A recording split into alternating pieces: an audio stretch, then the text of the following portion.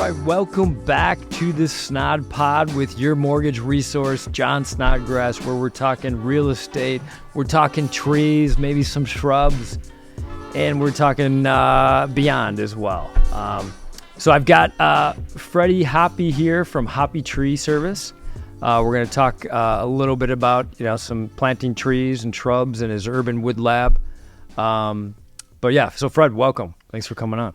Thanks for having me, John. It's been a long time. Yeah. We've had quite the history together, so I'm really excited to be here and hopefully share some words of wisdom to you and the audience. Yeah, thank you. I've been super pumped to get you on. Glad we worked it out. Yeah. So what I usually start with in the podcast, I just love to hear about how, almost like an origin story. Sure. I remember we met middle school, 7th grade. We became friends, and every summer since then, I remember you would work with your dad and your brother, at Hoppe Tree Service, and maybe it was just the three of you, or there was a couple other employees, but now, you've built it into this huge, well-known, well-respected company. So I guess tell me about the start, when Sure. you started, and then, how you built it to where it is now. Awesome. Well, yeah, thinking of back into those days in 7th grade and on, like I didn't have days off of in summer or school, right? I was like going to work with my dad. That's how he started with his father. So like me and my brother are the owners now. We're a 3rd generation owned company, and it started way back then. I always tell this funny little story. So like, literally, this is the only job I've had in my whole life. And speaking back, growing up in high school, the one place I applied at was Bell Sherry's Pizzeria. Oh, really? All my buddies lived there or worked there, and they never called back. So, like, I think it worked out for me, though. Okay. Yeah. Worked out great. Yeah. Well, so, I kind of started that, just going to work with my dad when the opportunity arose. And, when I started going to UWM for business, we were hanging out back then also. And it was during college that I was like, I was working full time throughout that whole process, and I was like, that really kind of where it sunk in. Like maybe this is something I should think of as doing long term. At that point we had a really kind of a well established business. My father was relying on a lot of subcontractors at that time. To kind of back up a little bit, the company was started by my grandfather, my father, and my uncle. Okay. All together. So it's kind of like a 3rd generation light. They all started again. 1972 was when it officially started. Okay. But like my grandfather was doing tree work well before that, like in the late 40s is when he started. Okay. So like my father and my uncle and my grandpa were, a subcontracting crew for a lot of the bigger tree care companies that have been around for a while in our area. But yeah, 72, they started their own thing. Okay. My father kind of went his separate way shortly after they started, like very early 80s.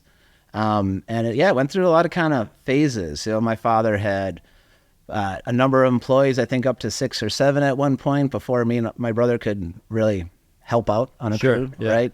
And then it just got to be more headache than it was worth. So he kind of scaled it back down, relied on some subcontractors, a handful of key employees, and until me and my brother really got active. And when did you and your brother kind of take the reins from your dad and then kind of take it on? Yeah, today? It was like early 2000s, like 2001, 2002, shortly after high school is when we really started actively managing it. And what was awesome about this situation is you think of multiple generational businesses, right? My father, or that older generation, they've done it, they know how to do it. They're kind of can be hard-headed, right? You hear a lot of family businesses kind of, fizzling out because of that, because the new generation isn't given their shot, or they're not worth a shot being given for them. So, but my dad was very unique in the respect that he saw kind of like the passion and the seriousness of how me and my brother took this profession, and kind of like let us roll with it. So that was kind of the beginning of kind of this latest phase where we've had really strong, like steady growth since then. So that's been tremendous, So in 2000, it was like 3 of us. Okay. And now we're well over 70 employees now. That's unbelievable. Yeah. It's kudos to you and your brother and your dad as well. Yeah. So like how many different like crews do you have, and are you just in the metro area or? Yeah, that's another unique thing about us. We have a pretty wide footprint. So right now we have 3 locations. So our central area is in West Dallas. That's where we have our administrative offices. Our maintenance department is located there. We have 2 crews based out of that location. Then we have a large operation in Grafton. Okay. That's where we kind of cut our teeth as a business. My grandfather, that is, and father and uncle, that kind of North Shore corridor, we're always really well known in. But more recently, we have a location in Caledonia. So that's going to be a really big hub for us. There's so much development going down there, that corridor. We actually acquired a company in Kenosha last year. A great, well-known company. The owner wanted to kind of, ride off into the sunset. So we, figured out with him. He actually stayed on for a year in a sales role to kind of bridge that transition. And so this is our first year with that owner not being there, but things are going really well. So congrats on expanding down that way. Thank you. Yeah, it's going to be a nice hub for us. We got plans for some additional buildings there. It's a nice spot. Cool. Very cool. All right. So I was doing some research. Uh-oh. So hopefully I don't butcher some words, but I'll help you out if I can. So hopefully you don't stump the stump, right? No pun intended. Or maybe pun intended. Yes. So if I'm building a new home, or maybe I got an existing home and I've got some land where I don't have many trees on right now, if I'm going to plant a tree, should I be planting a deciduous or a coniferous? Yeah. Well, so there's really no right or wrong answer to that. And what are the differences between the two? So deciduous trees are going to be trees that have leaves. Okay. They trees that they have leaves during the season. Those leaves fall off. Okay. Conifers are your evergreens, so like your spruce trees, your pine trees. So that's the big delineator. Okay. So between the two is is it just kind of personal preference, or what do you like? I mean, I don't like raking leaves. Yeah. So if I were to build, I wouldn't plant any. You want to think of what I like trees though. What kind of benefits do you want to get from it? So we get to ask this question all the time. Mm-hmm. So homeowners will be like, I want a tree, like something that's, they just don't know. Yeah. Right. So we end up, it's more of an interview process for us with them. So it's, what kind of functional benefits do you want from the tree? Do you want screening? Do you want something that's going to provide shade? Do you want something that's just a nice backdrop, that flowers nicely? So what kind of mature height do you want something? So that'll help whittle it down. Because, it's so subjective. That there's not a right or wrong answer. And it's funny, some clients, they just want to be told what tree to get. It's hard to tell. We like to give options, not necessarily recommendations, because there's just so many ideas out there. All right, so hypothetical. I'm not ready to do it yet because we just did a home renovation, but we could touch all these different properties. We're in Brookfield. Yeah. And we want some more privacy. Now there's some old pines, coniferous trees.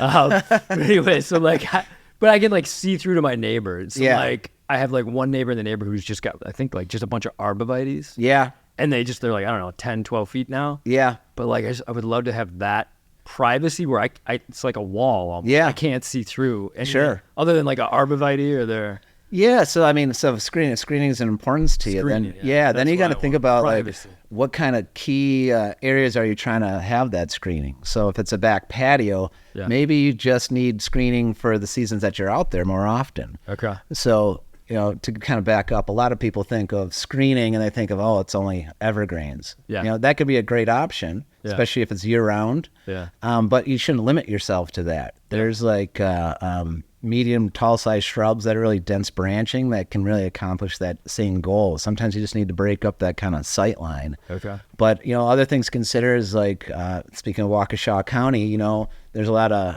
I'd say, kind of natural areas, corridors in there. So you get deer.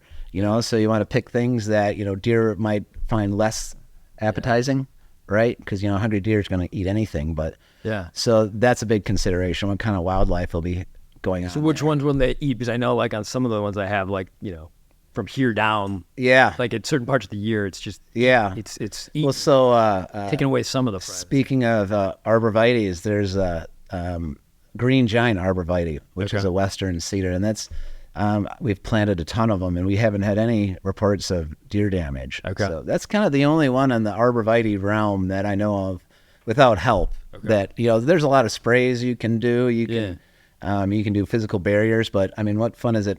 Putting a nice evergreen in and then having to put fencing around it. It's that doesn't sound like a fun thing to have to do. But also you have spruce trees. Big consideration with evergreens or coniferous trees is what kind of disease or insect susceptibility. Yeah. Right. So blue spruce, white spruce were real popular choices in our area. But they're both really have a lot of issues when it comes to some common diseases. So, knowing that going in when you're planting, you want to avoid those kind of things. Like the lifetime maintenance of some of these trees can be tremendous. Where there's really what I call kind of functional replacements that could be way better options that have those same benefits but don't have this long list of effort that needs to be put into it.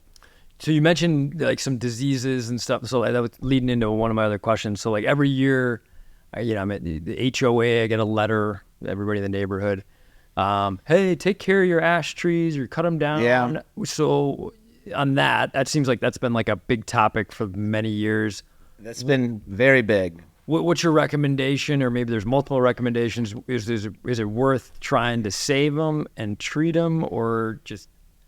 I'm going to sound like a politician. It's like there's no right answer, like it all depends on, so when we see a new homeowner, for example, first thing we like to do is like educate on what they have. You can't formulate a plan until you know what you have. Kind of audit that property. And if you have, ash trees, there are definitely some good options in the toolbox to keep them around.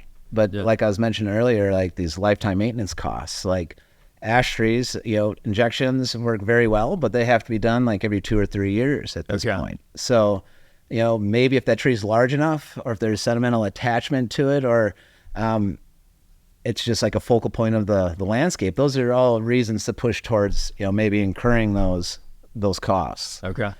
Makes sense. Yeah. Or just knowing like how many trees you have of each type. So like if you have a whole yard full of ash trees and you don't want them all dying at once, maybe we've had this strategy with clients where we maybe treat some of the ones that are closest to the house that could potentially fall and be a higher risk associated with them, and as opposed to, and let the ones in the back just do their thing as long as they can.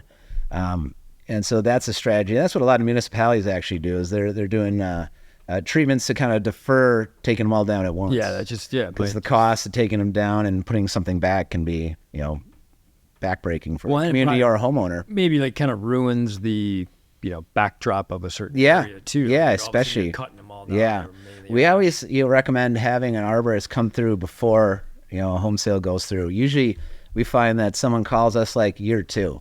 They buy a house. You kind of put your blinders on. Like if you really want that house, you kind of overlook a lot of stuff, right?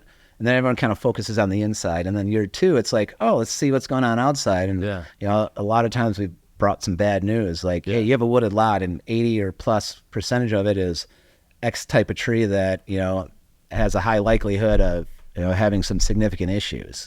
So getting someone like myself or any qualified arborist involved early in that process can save a lot of headache and heartache. What about, are there any other like trees or shrubs that have like the ash, or is it just mainly the ash the issue right now? Ash trees has been a big hot topic. It's been like almost 2 decades it's been around. So we're kind of on the tail end of it. You're not seeing that many ash trees left that haven't had like work done on them as far as injections. So that part of our business, as far as taking ash trees down, is kind of is slowing up. And which is good, because that means that's a big headache having it's not fun for a homeowner spending thousands of dollars on taking trees out. It's kind of like buying a water heater. It's not a sexy buy, right? But it's a very necessary one when you're trying to protect your house. Now, is part of your cost, will you talk to a neighbor that, hypothetically a person's been talking to for years and saying, if you don't cut that tree down, it could land on my house. Is this kind of hit close to home for you, John? Yeah, there's this tree that's like right near my house. It's like, Yeah. Well, kind of weird. or like what you say, hey, I'm in the neighborhood. Yeah. Well, it's interesting. Like, as a homeowner, you have a duty of care to, go over your property and, know what's a hazard and what's not, what your kind of liabilities are. Yeah. And if you're not qualified to do that, you really need to find someone that is. Yeah. We've dealt with, I've been consulted in litigation issues where, people were alleging that duty of care and standard of care weren't met, and someone got, injured because of it. So, taking a look at your property and making sure you're not having an undue risk to a neighboring property is, legally you have an obligation to do that, but it's also just kind of the right thing to do, and, maybe just drop a few cards of mine from the neighbors, or like call Freddie. Wind blew him over there, Well, and just this is a real life story. My wife Ariana, who her uncle Tony, some storm happened and it got hit by lightning. The neighbor, and had homeowner's insurance agent on, and he said that it's actually you, the homeowner, unless you can prove the neighbor. Which is so again, just take care of your trees, everybody. Absolutely, it's a win-win when you take care of your trees. Call Hoppe Tree Service. You got some questions. Yeah. Well, hey, how about you stick around for a little longer? We'll shoot a second episode. Absolutely, man. I'm just getting started. All right. I love it. All right. I've got Freddie Hoppe here from Hoppe Tree Service. This is John Snodgrass, your mortgage resource, where we're talking trees, shrubs, neighbors' ash trees, mortgages, real estate, and beyond. Thanks for joining us. Stick around. Fred's going to come back.